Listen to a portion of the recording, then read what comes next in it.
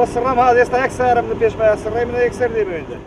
ئەمە یەکێکە لەو خاوەن تەنکەرانەی ئاوی پاک دەفرۆشێت. ڕۆژانە ژمارەیەکی زۆر لە خەڵک پەیوەندی پێوە دەکەن تا ئاوی لێ بکڕن.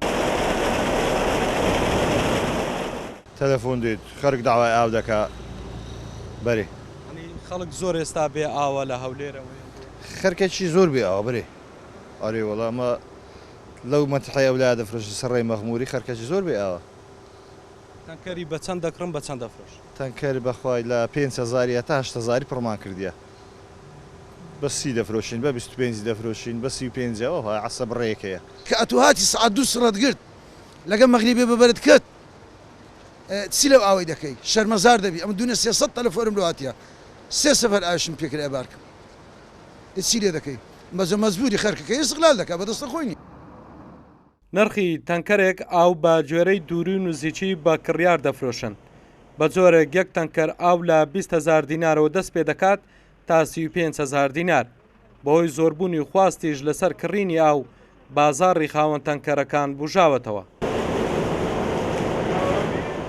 ئەگە لێرە من ئاوم کەم بی هەیە لە خۆی بەکەیفی خۆی دەفرۆشی بەس حتا ئاو هەبی لێرە بە 8,000 حالیە گازەکە بە 200,000 بەرمیلی مشکلەیمە گازەکەیە مۆلدەجی لەوێ تقریبا 500 کەیفیەیش دەکات 2 بەرمیل حتا 3 بەرمیل گاز دەخوا لە بەوەندە هەشتا هەندە جێشەیە بەدەی دەفرۆش ڕاز دەکەن ڕۆژێ 2 تەنکەرەوە 3 و 4 عەسەبی شەکەیە.